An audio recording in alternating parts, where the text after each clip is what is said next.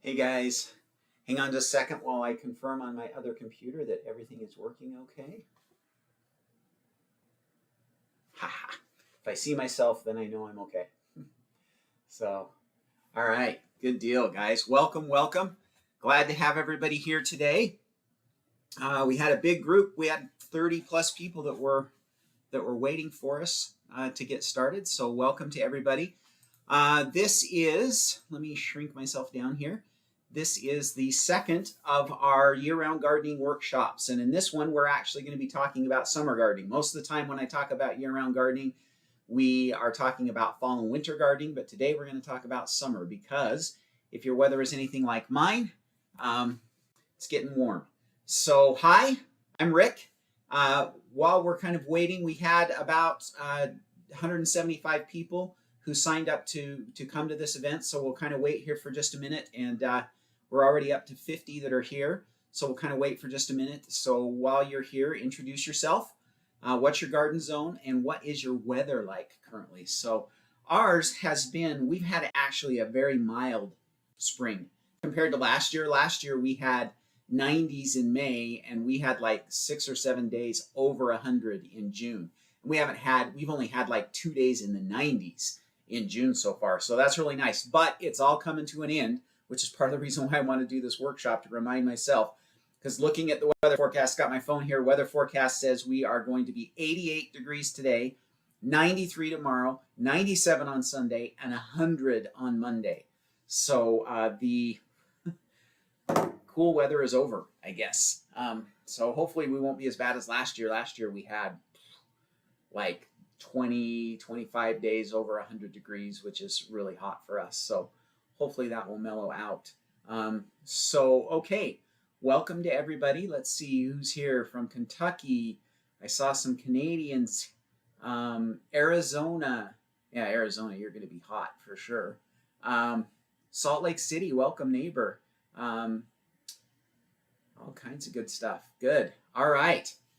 Okay, well, we're moving along here, and I want to make sure that I honor your guys' time for those of you that were here on time.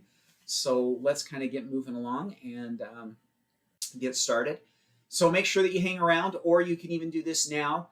Down in the description of this video, there is a link for our free year-round gardening mini course. So this is just a little 45-minute course that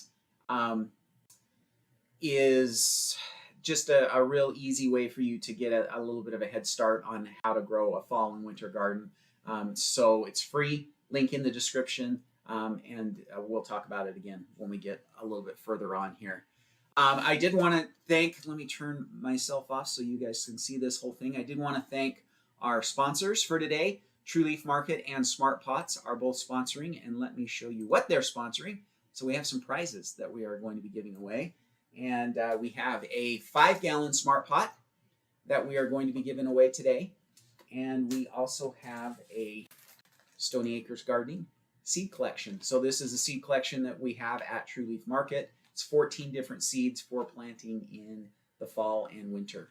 And so it's a great collection. It's only like $17. We're going to give one of these away today, but if you are interested in one, there's a link down in the description of this video as well. So that's kind of a fun project that we worked on earlier this spring, and I'm excited that it's ready and going and doing well. So, all right.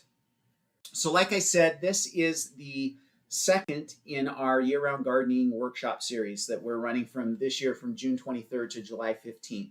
Last week we talked about seedlings that you can be starting for fall. And if you didn't get a chance to watch that video, it's going to be up for a few more weeks, so you can go back and watch that workshop as well. But there's a lot of stuff, if you're going to do a fall garden, that you need to be thinking about getting planted indoors right now: broccoli, cabbage, etc. So make sure you go check that workshop out. Today we're going to talk about some summer gardening help to help you guys beat the heat in your garden. And then next week we're going to talk a little bit about fall gardening, and in particular we're going to talk about growing spinach. Spinach is kind of one of those real essential crops that you should be growing if you want to have a successful fall and winter garden. And so we're going to go through how to plant once in the fall and have a harvest for maybe up for as long as maybe 8 months of the year, depending on where you live.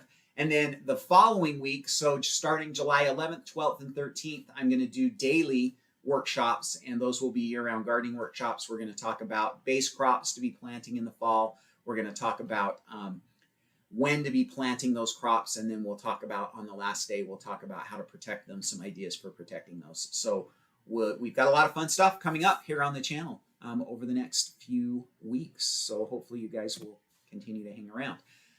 So today it's hot, or it's going to be very soon for us. And so we're going to talk about how to deal with the heat in your garden. We're going to talk about how to keep yourself safe from the heat.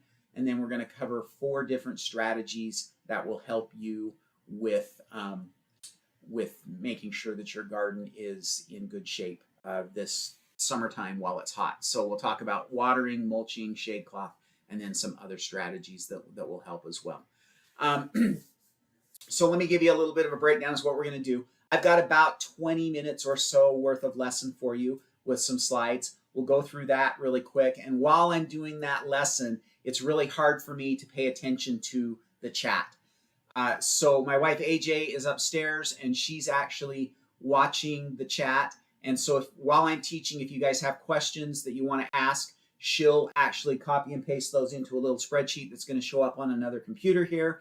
And then at the end of the lesson, we'll go through and answer some questions. So I'll go about 20 minutes on the lesson.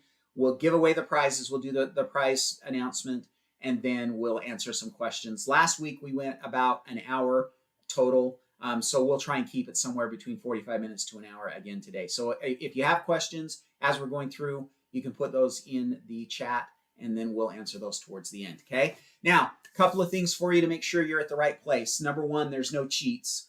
So there isn't some magical way that we're going to keep your garden safe from the heat this year. And none of the ideas that I'm going to give you are 100% foolproof. You know, weather is crazy. And so, you know, there's a lot to do. And then they do require some work. They do require that we spend some time out in our garden doing a few things to make sure that it's going to be safe. I do have that free offer that we've already talked about at the end. If that offends you, then you might not be in the right place either. But so that's what we're going to cover today, okay? All right, so first off, who am I? My name is Rick Stone, and I am the founder of the Gardening Academy and also the principal author of the website Our Stony Acres, and of course the YouTube channel Stony Acres Gardening, which is what you guys are watching right now. I'm a master gardener, and AJ and I have been gardening for 25 plus years ourselves.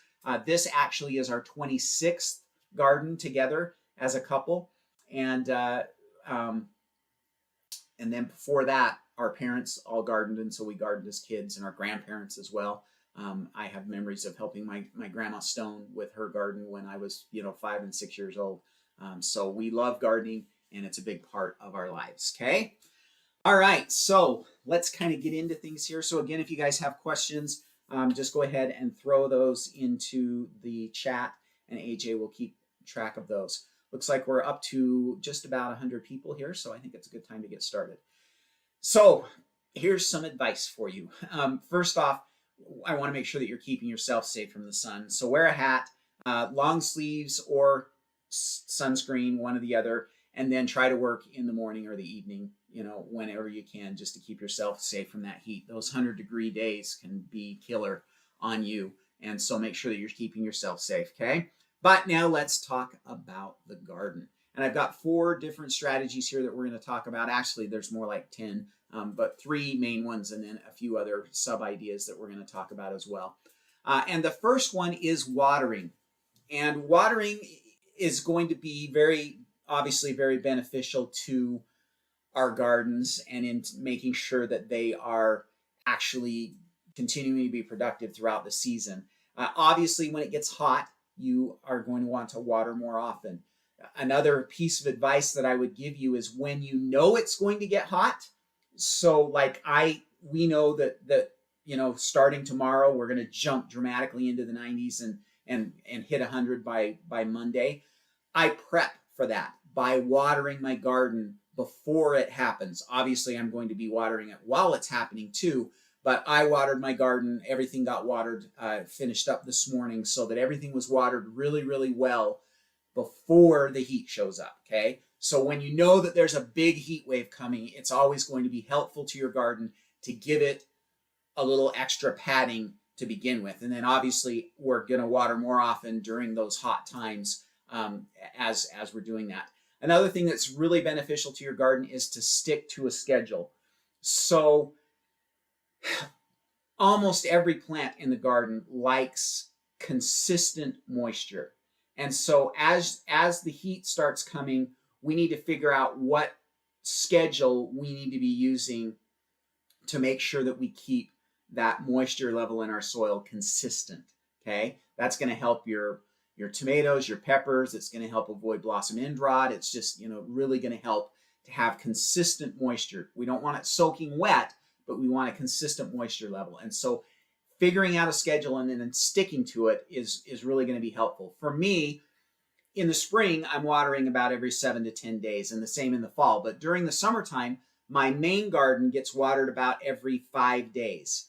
My raised beds get watered every 2 or 3 days. My containers are going to get watered every day. That's just the reality of container gardening in the summertime. And so you need to figure out what that schedule is and then stick to it. And then the other thing that I want you to be doing is I want to make sure that you are out in the garden every day. So morning or evening, whenever it is that you feel more comfortable being out in the garden, I want you to get out in the garden and you need to be checking the moisture in your soil.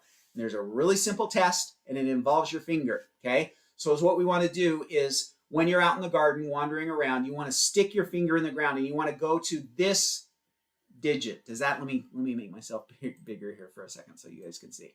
We want to go to this knuckle right here. So this one, the second knuckle, you want to stick it in the ground. That's about, for most people, that's about 1.5 to 2 inches. And we want to stick your finger in the ground and then see if you have moisture at the tip of your finger. If the ground is still moist at the tip of your finger, then everything's going to be okay. You've got enough water. But if it's dry at the tip of your finger, then it's time to water. Okay, so that's a really simple trick that you can use. But every time I go out in the garden, I have to come in and wash my hands because I've been sticking my finger in the ground all over the garden and in my containers and everything to make sure that we have good moisture. Okay, a couple of other watering tips for you. Water in the morning. That is really important. And the reason why it is, and so I want to debunk a little bit of a myth that's out there. It used to be that people would teach you that you need to make sure you don't have water on the leaves of your plants during the daytime because the sun will magnify in that water and it'll burn the leaves of your plants. That's actually bunk. Okay, that's not true at all. And in fact, that was taught so much that there were a couple of different agricultural colleges that did some studies on this, and they found that water on the leaves of your plants in the daytime had zero effect on plants and leaf burn and all that kind of stuff. So you don't need to worry about that. And so that's why we want to water in the morning, especially if you're using a drip system. I'm sorry, let me rephrase that. Especially if you're not using a drip system. If you're using sprinklers or you're hand watering your plants and your plants are getting wet, then we want to make sure that we're watering in the morning so that they have the whole day to dry out, okay? And we get rid of that moisture because the thing we don't want is we don't want water on the leaves at night because that is bad for your plants. We want to make sure that we have dry leaves at night because if they're wet, then that is more liable to produce fungal diseases and issues like that. So watering in the morning is always going to be the best. That will help so that we're sure that our leaves and everything are dried out by night, okay? Make sure you water your containers often. So if you're watering, if you're growing in containers, chances are you're going to be, watering those containers every day during the really hot times of the year. In the spring, I'm watering every couple of days, but now I go out every morning and water my containers just to make sure that they're getting the water that they need, okay?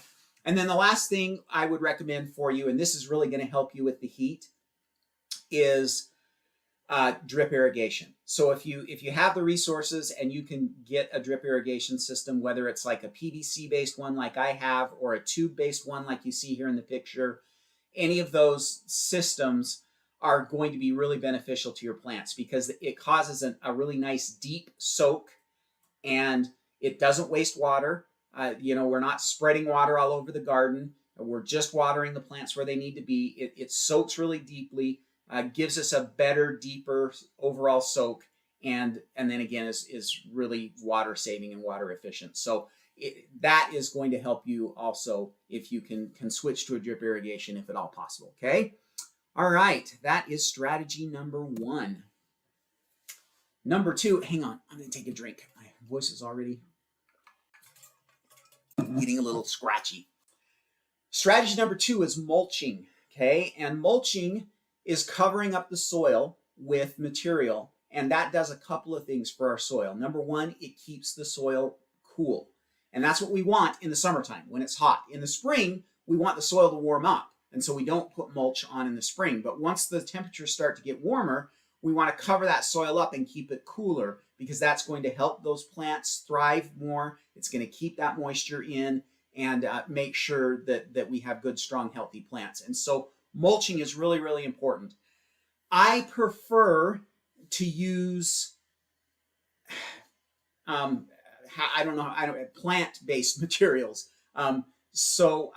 When we're talking about the garden. So when you're mulching your garden, I would rather not use like the plastic mulches or the glass mulches or even rocks around your plants. Okay, if we're talking about pathways, that's fine to use those types of materials. But around your plants in your actual beds, I try to avoid those because those are really hard to deal with in a garden bed situation. So stay away from those and instead use things like compost. You can use grass clippings. A couple of pointers maybe for you with grass clippings. If you're going to put them on green right after you've cut them, then you just want to put on a very thin layer that's going to dry out fairly quickly. Or instead, you could like lay those grass clippings out on a tarp or something for a few days and let them dry off a little bit. The reason why we want them to be drier is because green grass clippings can get really clumpy and matted down, and that can sometimes affect the health of your plants. So if you're going to use grass clippings, then it's a little bit better to use dry clippings or a very thin layer and let those dry out. And then the next time you mow, you can put down some more so that we create a thin, drier layer of grass clippings. Okay. Leaves are also a good idea, although again, you're better off using shredded leaves. So if you've got a bunch of leaves around, you can throw those down on your grass and run over them with your lawnmower or something like that. And that is going to really help to loosen those up and keep them from becoming matted down, okay? Or you can use things like straw. You could use hay. I'm not a big fan of hay because it sometimes can bring in weed seeds. With all of these things, though, the one thing that you do need to watch out for is you need to make sure that you're not using materials that have been treated with herbicides, okay? So if you're buying straw is a little less worrying because they don't usually use the herbicides with the straw as much.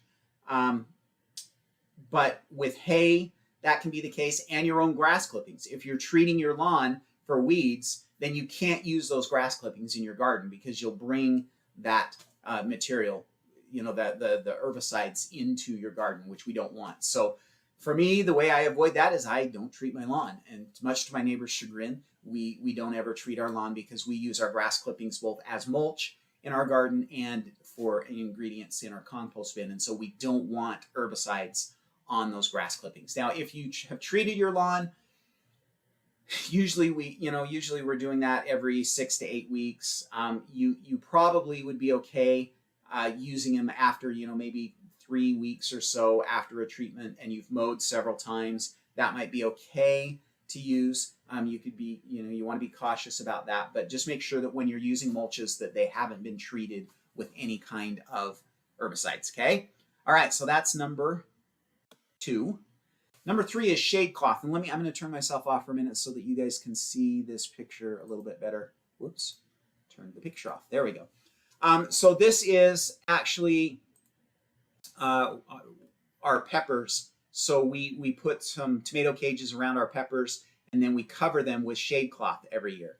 And shade cloth can actually be a really beneficial addition to your garden to help reduce the heat that's going on. you want the best thing to use is actual shade cloth. And my recommendations is something like maybe a 30 or 40% shade cloth is usually a pretty good cloth to use. That's going to bring your temperatures down, but still allow a significant amount of sunlight through to your plants. So actual shade cloth is probably the best. Another thing that you could use is the light fabric row covers. So not the like frost covers, not the stuff that you're going to use to save your tomatoes from frost. Instead, just the thin, really light fabric row covers. That still lets about 95% of the light through, 90 to 95% of the light through. So you could use those because that would offer some shade to your plants.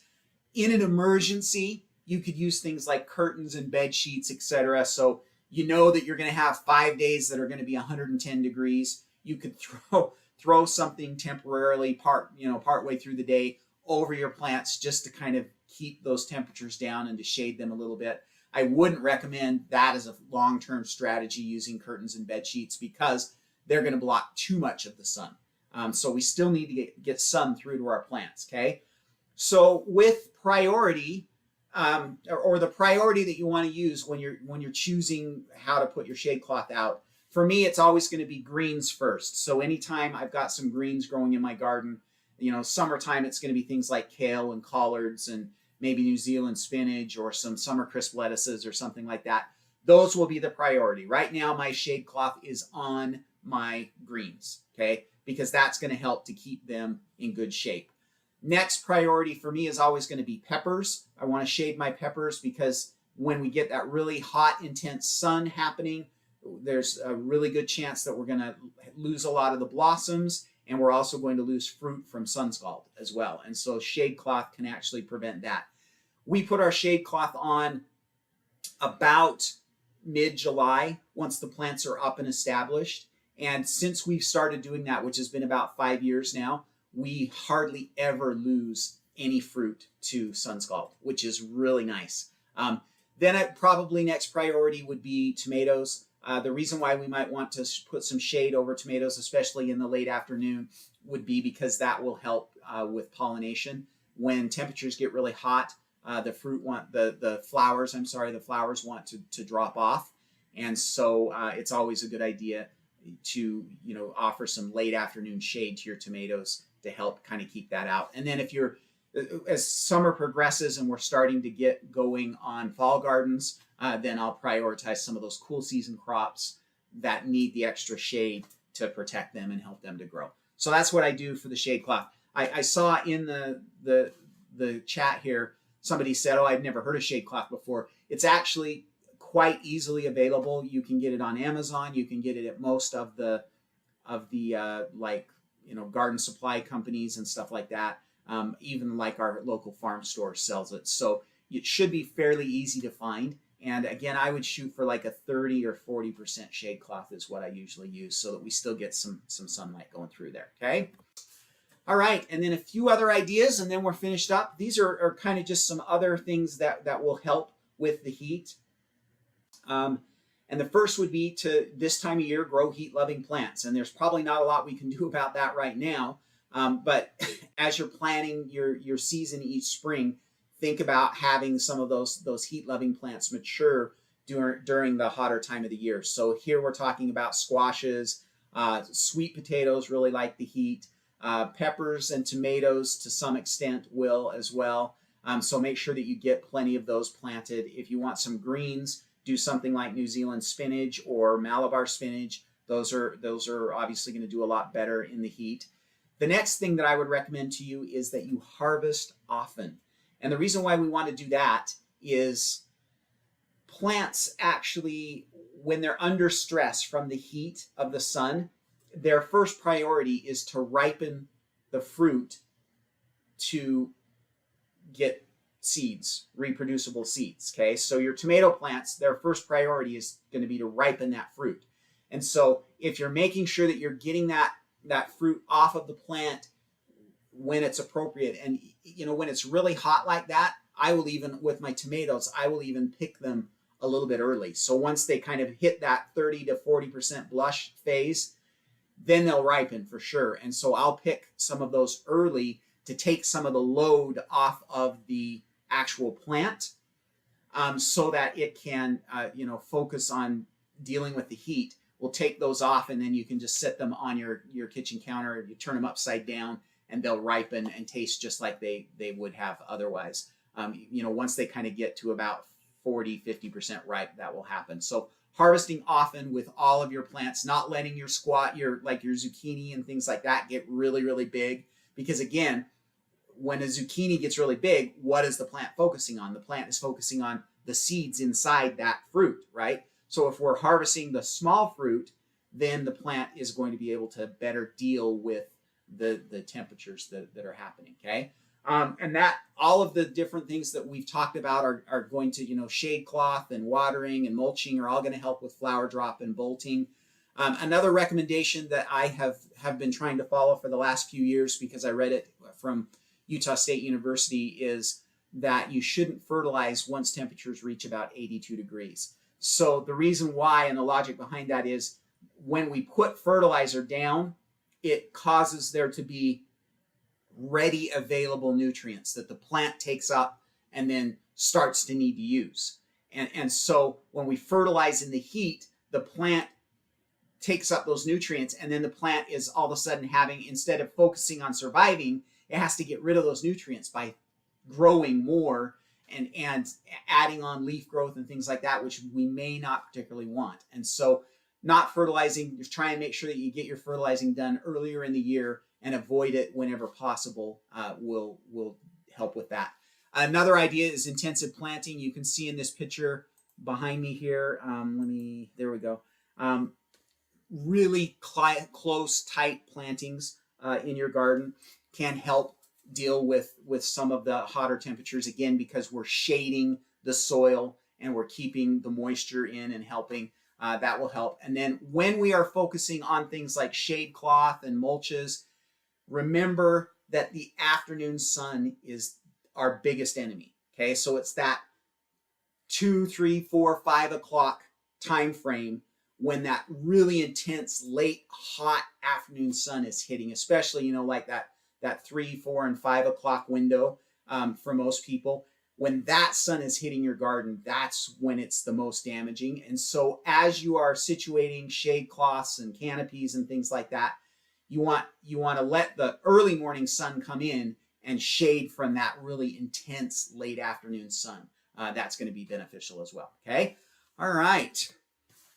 Whew, there we go. I kept it to about 20 minutes, so that was my goal. All right. So if you guys have got questions, you can go ahead and start throwing those in. I'm just going to take a quick drink. Hopefully that was helpful to you. Those are all strategies that I am very quickly implementing right now. So we've got shade cloth on our lettuce to kind of help with the last little bit. We've only got about 8 or 10 heads left, and we'll take that shade cloth off that lettuce when we're done harvesting it and move that over onto our peppers right away. And then I'm scrambling right now to get as much mulch out in my garden as I possibly can. We're using grass clippings, dried grass clippings this year, because my compost, I was a little lazy last fall. And so normally I would have a batch of compost that's ready right now, and it's not ready because I wasn't very good at turning the pile. And so we're going to be another month or so before that's ready to go out in the garden. So I'm scrambling and using grass clippings to make sure that we get that soil covered up. Okay. All right. So make sure you go get signed up for that year-round gardening course. Again, it's free, and it's just a little mini course that's about 45 minutes long, covers 3 different topics, talks about 7 base crops that you can grow for your fall and winter garden, talks about when to plant those, and then it talks about how to protect those plants. So that's a good little course to sign up for. There's a link in the description of this video. We've had almost 800 people sign up for that mini course here in the last month or so. So it's a good little course that you can get signed up for down below. Okay. All right. And I did also want to make sure that you guys knew the other resources that I have available for you. The year-round gardening mini course, of course, is free. We also, if you're thinking about getting some seedlings started for fall, we've got a free seed starting ebook that's available. Then we've got my fall and winter seed collection. There's a link in the description for that. And then our seed starting simplified course, which we are in the process of upgrading right now. is also available for $50 down in the link. So you can check that out. Oh, and then I also wanted to make sure that you guys were aware that our year-round gardening master course is coming up soon. So this is a really fun course that we only open up once a year in the summertime in preparation for our fall and winter gardens. It has about 5.5 hours of instruction. It's got weekly study guides that we go through, and then every week for the first 4 weeks after the course is launched, I do a live Q&A session with you guys, and not one like this. So it's on Zoom so that you guys can actually interact with me and ask the questions that you need. Then we have a private Facebook group that goes along with that. And that course is going to be open just from July 10th through the 17th this year. So if you're interested in that, make sure that you get signed up for that mini course, because then you will get more information about the master course later on. Okay. All right. Let's see. I think we're ready to announce our prize winners. So again, here's our prizes. I'm going to make myself bigger here so that you guys can actually see these. So we've got a 5-gallon smart pot, and I chose the kind of more traditional brown color this time. And then we've got a seed collection. This is the Stony Acres Fall and Winter Garden Seed Collection. Has 14 different seeds in it. True Leaf Market actually is the one that put this together for me, but I hand chose all of the different seeds that are in this. So that's what we're going to do for prizes. So let's make me go away for a second here and announce our 2 winners. All right, so the Smart Pot was won by Betty H, and the Seed Collection was won by Jennifer S. And Betty and Jennifer, I will send you guys an email later this afternoon and ask for your address. I will contact you directly, so you don't need to worry about contacting me. So I'll shoot you an email. That way we're making sure that everything's secure and we're getting it to the right place. So you should see an email from me a little bit later. So congratulations to both of you, and super, super fun to have these drawings. So I appreciate the sponsors again, True Leaf Market and Smart Pots, for helping out with that. Okay. All right. So let's tackle some questions. And before we start, I'm going to take one more little sip of water.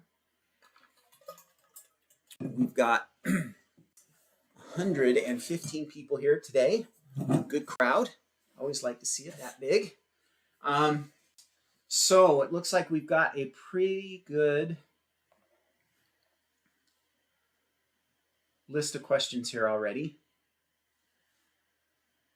Okay, so first question is it wrong to water in the evening after the heat in zone 8A? I did one time because I planted spearmint in and needed. Okay, so when you're planting something, absolutely, plant water when it's needed. But generally, it's better to water in the morning than it is in the evening. And I know sometimes that's pretty hard to do with work schedules and things like that, but the preferred and best time to water, like I said earlier, was in the morning. Okay, so whenever you can, try to water in the morning. Obviously, if you've got something that needs water, then get it watered. You're by not watering it when it needs it, you're doing more harm than you would be otherwise. So, but whenever we can, we want to try and water in the evening or in the morning. Sorry. All right. Yaklesh says, what is the best way to keep tomatoes from blossom end rot or cracked skins during the heat? Okay. All right. Blossom end rot is, and you have to be really careful here. Technically, blossom end rot is caused from a lack of calcium. Okay. But almost always that lack of calcium is coming because of inconsistent watering. Okay. So now that's not to say that your soil might not be, or it might not be deficient in calcium. That's always a possibility, and you should have your soil tested for that.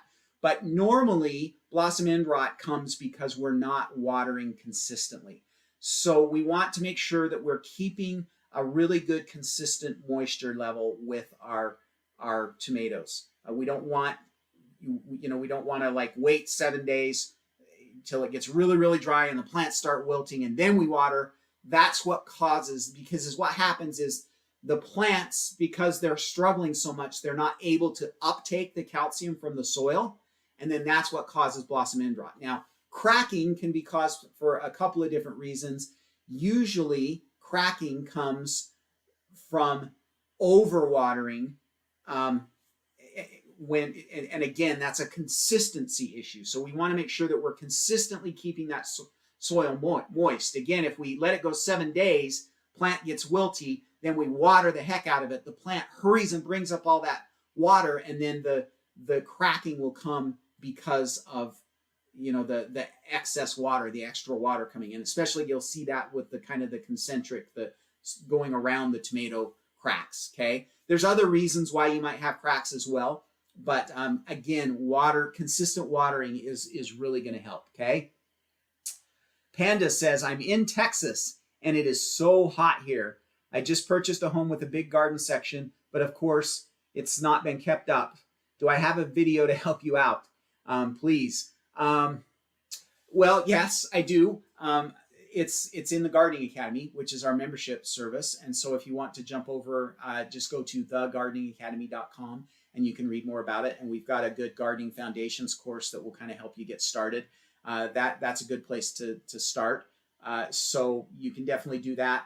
But just maybe a few ideas for you. If it hasn't been upkept, you need to kind of, decide what your gardening model is going to be. If you're going to be someone that tills, then obviously you can just till, the weeds in and stuff like that. If you're not going to be a tiller, then you're going to want to cut those down with a mower and put down, some cardboard and some compost and mulch and get working on getting that soil re-improved.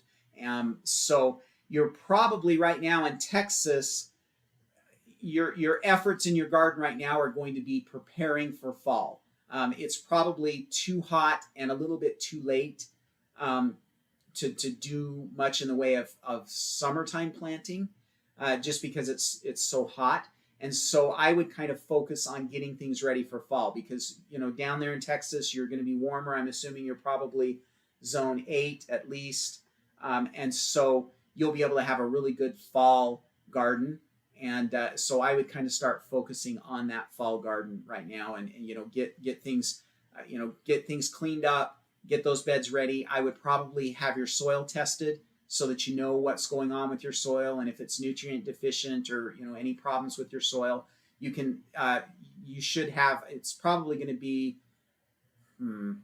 University of Texas, whatever college. You're going to have an agricultural college in Texas that will have a soil lab, and you can send in a sample to them, and for a relatively decent fee, it's usually between $20 to $50.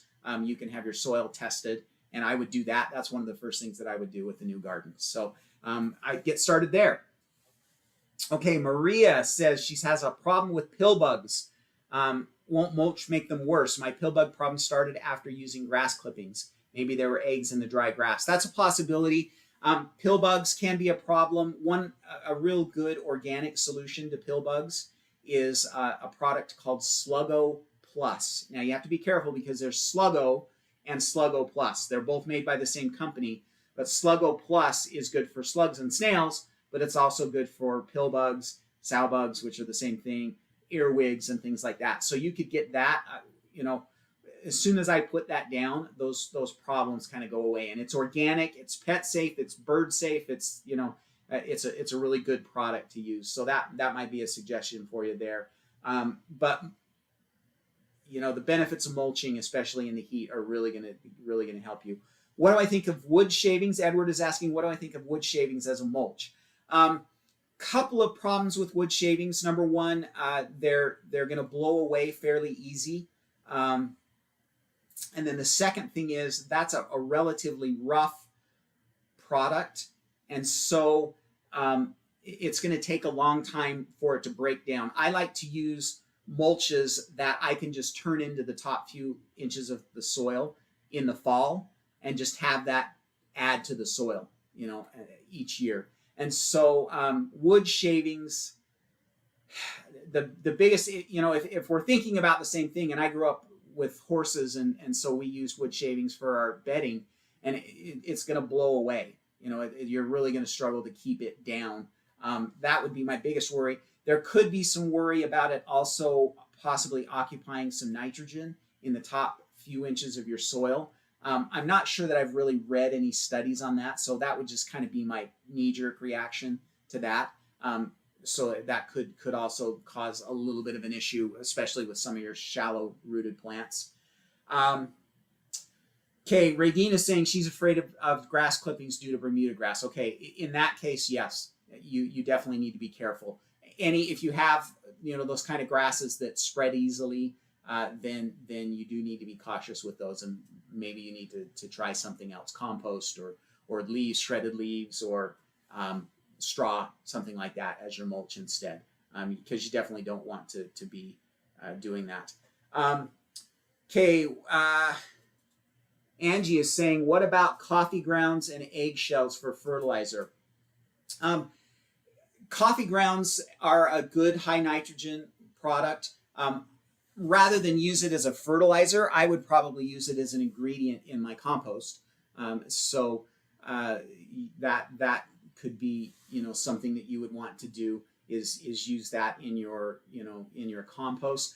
As far as eggshells, the whole eggshell thing is way overblown in the gardening world. It takes a long time for an eggshell to break down. Even if you grind it up in a blender, that for those eggshells to actually release their calcium into the soil, it will take years for that to actually happen. And so again, it's not a bad ingredient for your compost. It's not going to hurt your plants to put it down. It's just going to take a very long time for that calcium in the eggshells to actually be released into the soil.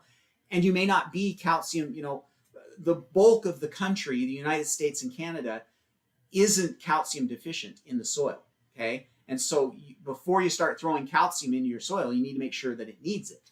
So you should get a test, okay? And then Maria, I missed another.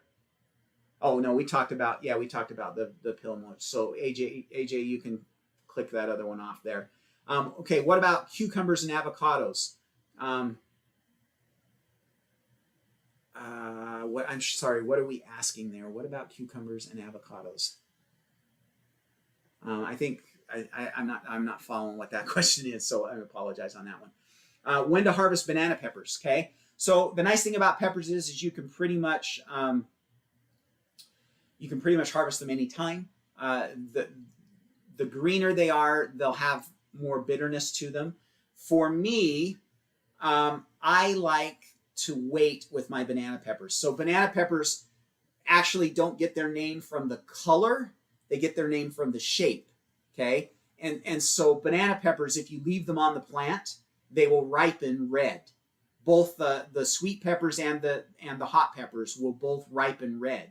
And that's when I like them best. So we leave our banana peppers on until they ripen to red.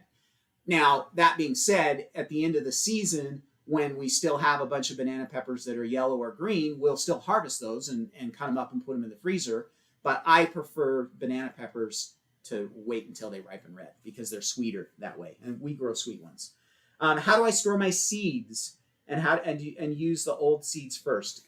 So good question. I should have thought about that. I have a box. I just have it's an old wooden box. I think it's actually a wine box, like for the fancy wine, gift boxes.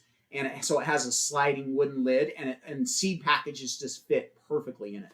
And it works really well. My son made some little engraved, like this thing back here. He made some little engraved tabs for me that go in there and I just separate them there. So I store them in that box. The key to storing seeds, though, is they need to be dark, they need to be cool, and they need to be dry, okay? So I will keep them in the house, in the cool. We've got a storage room that's really cool. That's where I keep them during the summer. In the wintertime, I actually keep them out in the garage. So as long as they're dark, dry, and cool, they should last a long time. Most seeds will last 5+ years. And so that's how I use them is, I just store them correctly and then I just end up using the whole package up. And so that's the best way. So for me, that's a pretty good thing.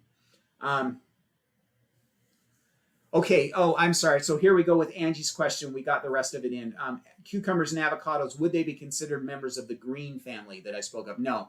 So when I'm talking about greens, I'm talking about leafy greens, collards, kale, Swiss chard, all of those, the Asian greens. That's what I was talking about when we were talking about greens. Cucumbers and avocados. Avocados are a tree, obviously, and I don't know that we would need to protect avocado trees. I don't know anything about avocados because I don't live somewhere where you can grow them. But with cucumbers, those would be considered a squash, basically, and they should do pretty well in the heat. Okay. All right. Living that house life says, is it okay to use earthworm castings when it's hot? Yeah, it should be okay. I wouldn't think it would be a real problem. Although again, I'm not a big fan of fertilizing, and usually we're kind of using earthworm castings as a fertilizer, and I'm not a big fan of fertilizing when it's really, really hot.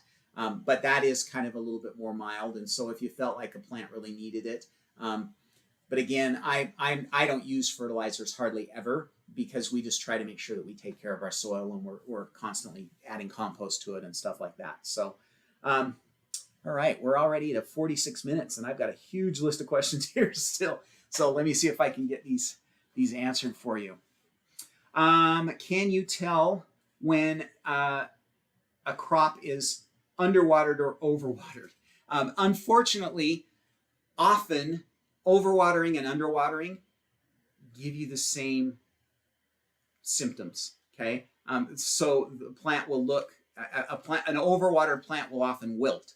Okay, and so it's sometimes a little bit hard. The way you tell is you need to monitor what the soil moisture is like. Especially if they're in a container, make sure that your container has holes in it so that it's draining. And but it's hard sometimes because we get the same symptoms for both over and underwatering.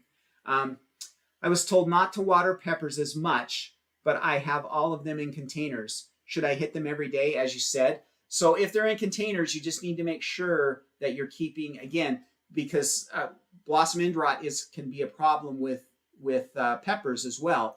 And so if they're in containers, you just need to make sure that you're keeping that soil moist. Containers can dry out very quickly. There's just so little soil there that we want to make sure that we're keeping that, so do your finger test. And if it's moist down to your fingertip, then everything's okay. But if it's not, then you need to water, even peppers. Okay. Tell everybody where I get my seeds from. So I get my seeds from a couple of different places, one of which is Mountain Valley Seeds, which is owned by True Leaf Marketplace. So they're actually a local company to us, but they're a nationwide. They sell nationwide. So that's one of my favorite places to get them from. I will occasionally buy from our local farm store, but only earlier in the year when I know the seeds are fresh and new. We'll buy some, but again, those are usually Mountain Valley Seeds. So I'll get them there. When I can't find something at True Leaf Market, which is rare, I have ordered from Johnny Seeds in the past. Territorial Seeds has been really good. I haven't ever ordered from Baker Creek, but I've heard good things about them as well. So those are, and M.I. Gardner also, and then Honest Seed Company. All of those are places where I have gotten seeds from in the past. Okay.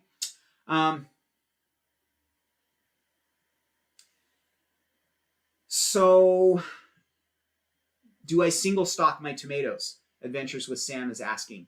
And no, I don't.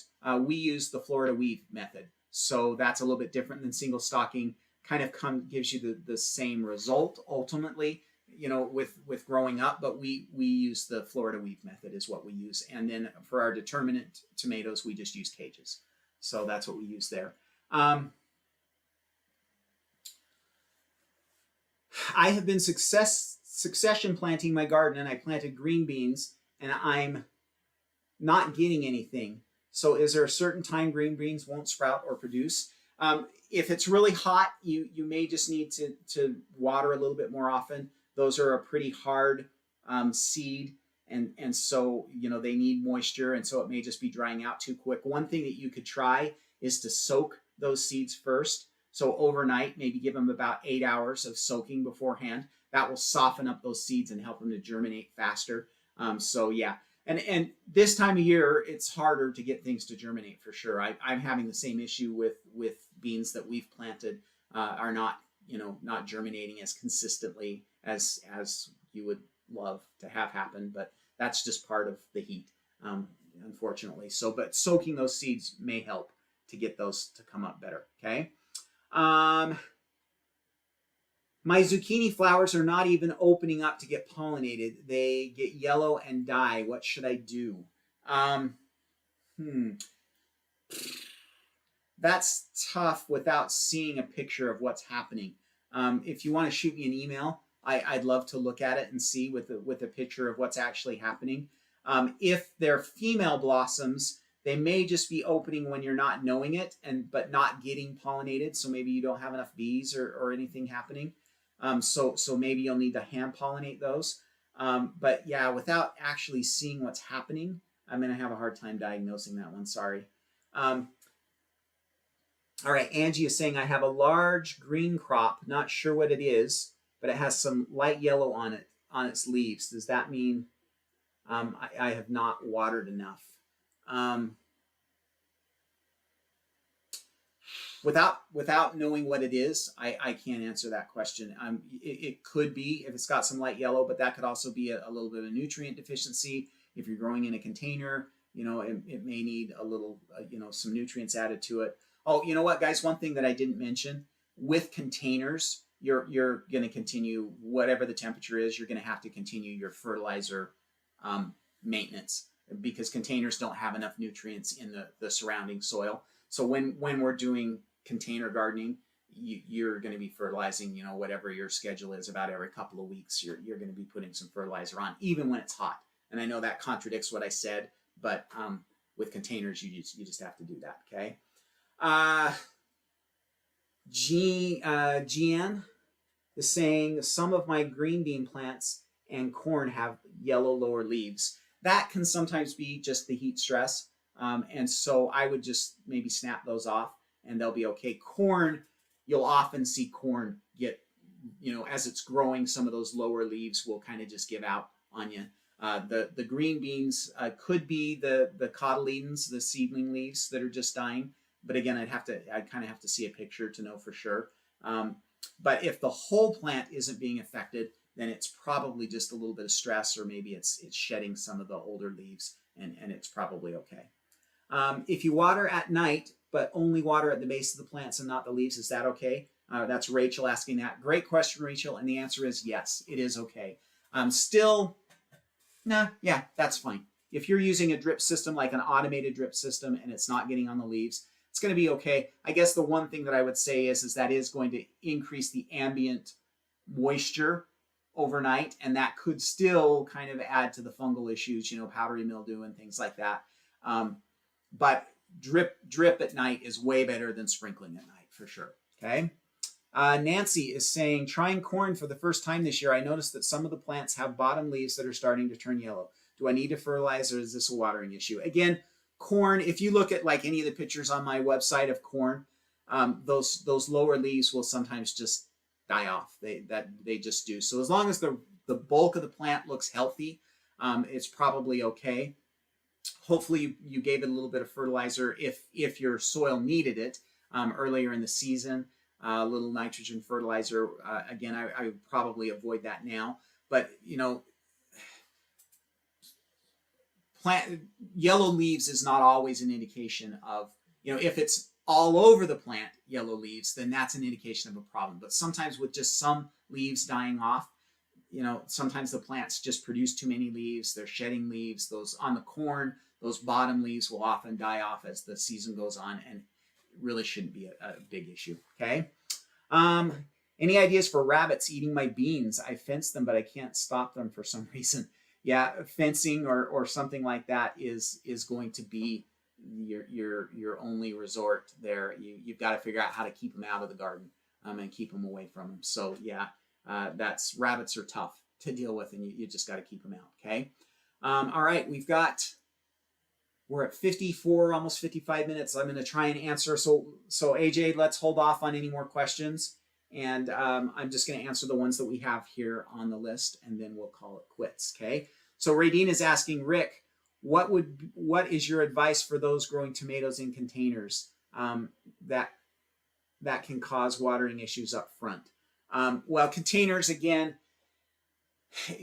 with tomatoes, we want consistent watering, consistent moisture. And so containers dry out a lot faster. You're going to have to water more often.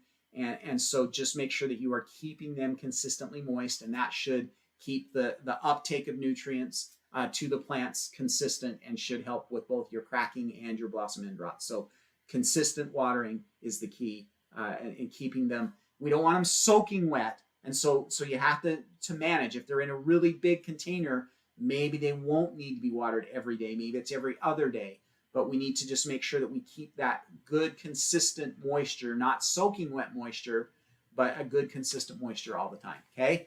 Mark is asking, how can I fight pill-sized June bugs that are devastating my garden at night? Mark, a couple of ideas for you would be, again, the pill bugs would respond well to the Sluggo Plus. You could try diatomaceous earth as well. You could try some traps. I'm not sure. I've never personally, I've caught in traps, I've caught pill bugs before, but I've never intentionally done traps for pill bugs. But you could try like the earwig trap. So you bury a tuna fish can or a cottage cheese container down to soil level, and then you fill it with vegetable oil and soy sauce, and that attracts those pests, and they fall in and drown in the oil.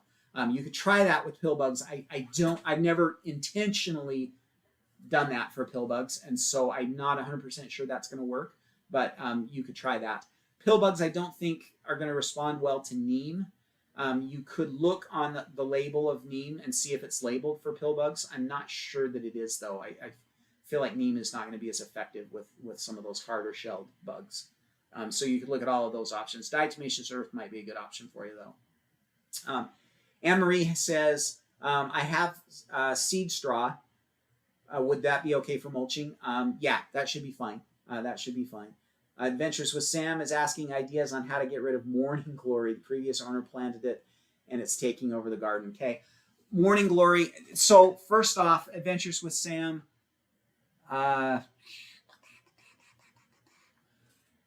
So I need to know. I need to know what we're talking about. If we're talking about true morning glory, or if we're talking about field bindweed. So depending on where you live, field bindweed can be called morning glory. So like here, we call field bindweed morning glory, but it's not the pretty flower morning glory. So it depends on what you're talking about. But in either case, with those super invasive plants, you can pull and pull and pull and pull and try and get control of them that way. But that's going to be tough. That is, you guys got to understand, I'm 100% organic. But that is one time where if it's completely taking over, where you might consider looking at some non-organic solutions. And I didn't say that out loud. But if it's field bindweed, it doesn't respond much to any organic things. You could try solarization. So you could cover those beds with a clear plastic and let the beds heat up. Now would be the time to do that. And that can kill it. But morning glory is a little bit tough. So in any of those cases, you're going to cut it down first, and then you would cover the ground with clear plastic, and you're going to leave that on for probably 60 days. So you're not going to be able to use your garden. And essentially is what that does is it kills those plants and all the roots and all the seeds and everything. And then you kind of start over from scratch. You're going to add compost to your bed, rebuild your soil, and away you go. So you could try that, okay? So it's true morning glory. Okay, so Adventures with Sam, thanks for that. I have less experience with true morning glory.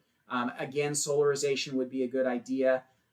But see, we plant true morning glory as a flower here, as an annual flower, because it doesn't get out of control in Utah because we have cold winters. And so we actually intentionally on purpose plant morning glory here, where I know in other places, especially in the south and east, you can't do that. So you know, again, cut it down. Try the solarization if you're not wanting to do something non-organic, which that would be my recommendation. Okay, 2 more questions here, both from Desiree. What does it mean when your peppers wrinkle up before they reach their color or right size? That is probably sun scald or some kind of insect damage. I'd have to probably see a picture. The times when I have had that happen, it's been because that fruit was exposed to too much sun. It wasn't under the shade cloth or something like that.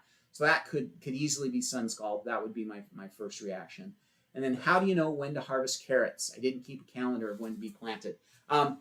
So I just test. So I'll just kind of stick my finger in and kind of run around the top of the plant and feel what the size is like, and maybe pull 1 or 2 out and see how they're doing. You know, they're going to need at least 70 days. And so if it hasn't been 2.5 months, they're probably not ready yet, unless they're a really small variety. Most of those are going to be, you know, the bigger varieties are going to need at least 70 days to grow. But I just kind of feel around the carrot and feel if it feels like it's the size I'm expecting, and then pull it out. So that's kind of what I do. Okay. All right. We're at an hour, guys, and I'm going to call it. So thank you, everybody, for being here. We had a good crowd that stayed most of the time, and appreciate that. Let's see. Let me just really quick do the... don't forget to sign up for the year-round gardening mini course. There's a link in the description. And then we are going to be doing another one of these next week. So next Friday will be our next year-round gardening workshop series, and we're going to be talking about growing spinach in the fall and winter. So next Friday, July 7th, 1:30 p.m. There's actually a link in the description of this video for you to pre-register for that and to register for the prizes for that. So if you look down in the description of this video, there's a link for next week's video. And for those of you that are watching on the replay, that will be the only, it'll kind of be at the top. Once I finish up here, I'll move that up to the top so that you guys can see it. So there are lots more fun stuff coming up. Okay. All right, guys, thank you for being here. I appreciate it. I appreciate all you guys' support. It's awesome to have you guys here, and these are fun. So I appreciate you and your participation and your questions, and thank you very much. We'll talk to you next week. Happy gardening, guys. See you later.